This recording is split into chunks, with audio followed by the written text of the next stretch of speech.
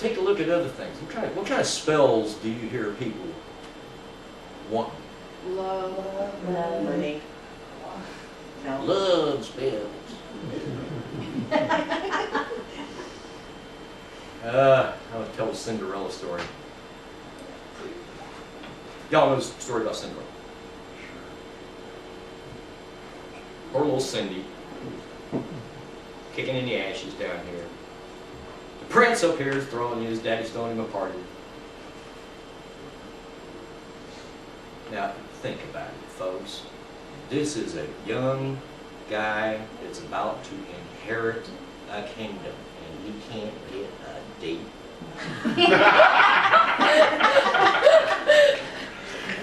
The king has to send the soldiers out to drag the girl in.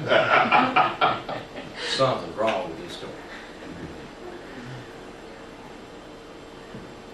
And then they had to use magic to get that hooked up. When is too much? When is too much of a good thing? Too much? What's the real story behind the real story? We talk about intent. I've heard people talk about love spells and stuff. I was just trying to help them out. Well, good of you. It's like, yeah, I'm going to help the little old lady across the street, whether she wants to or not. Yeah. I'm doing what's best for them. And I'm in position to know. That's right. Just ask me, I'll tell you. I have to back up and take a look at what are my intentions. You know, am I being so magnanimous, or am I just being an egotistical prick? Yeah. I know better. I got a degree that says so. Oh yeah. That's when you start running around with them little tights with the cape flapping behind you. And you know, have you ever seen these people out there? Send me $29.95, I can change your life. Send me $29.95, I can change my life. Especially if I get a couple hundred of you. I like the one where it said, send me $19.95, I'll send you a book on how to make money. And the book says you convince 3,000 other people how other people to send you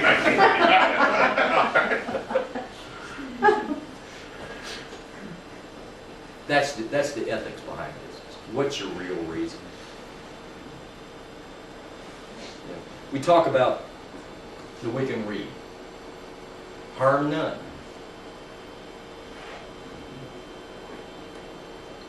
Just because you don't see the harm, does that mean It doesn't exist. it doesn't exist? Let me take a survey. How many people in here are Wiccan? How many practice magic? How many practice magic? How often? Every day. According to what you consider magic. There's times I get pretty magical and my eyes open in the morning. Kind of open up, look around, and oh yeah, still here. Sometimes that is magic. But to actually go out and consciously try to affect the changes in the world out there, who do I think I am? No. Does the rest of the world really need that much of my help all the time? Check your post office box. I doubt if they check there. We talk about the law of three, and I believe in your class you guys talk about the law of three, and that we don't take that literally. You goof up, it's going to come back to haunt you as many times as it absolutely can. Until you get it right. Well, now think about it.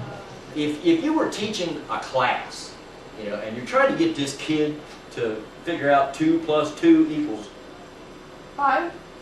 how long are you going to make him do that problem? Till he gets it right. Until it gets it right. Mm-hmm. You know, 3 times gonna do it? Maybe. 10 times gonna do it?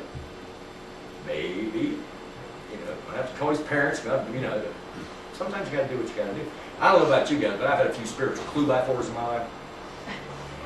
You know you're screwing up when it's, it ain't the bolt of lightning, it ain't the burning bush, it ain't none of that, man. You know, I ain't that lucky. You know, it's like right here. Sometimes you get the point. Sometimes you don't. I have to back up and look at my motivation, my intent. Real quick, I wanted to touch on the topic of black magic and white magic. I mean, how many of you have ever been asked that? You practice black magic? Yes. What color's magic? Lots of them. Magic is a tool. Is a hammer evil?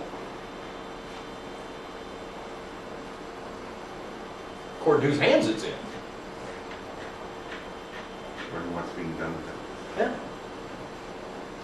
I mean, you take a carpenter's hammer and you put it in the right person's hands. He can build amazing things.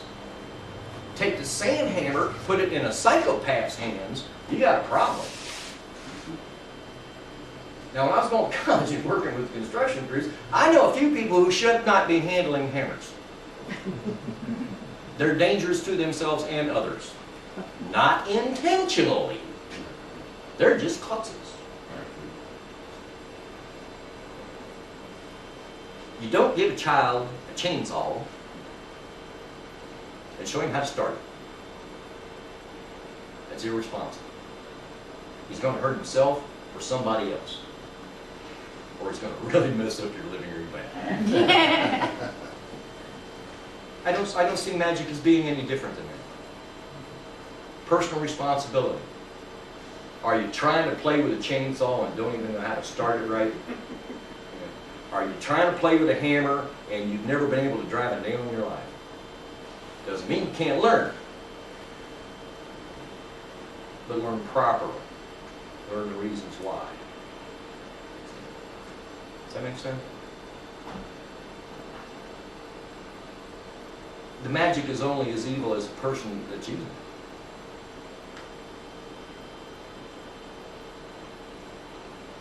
Back to a love spell. Is that causing harm?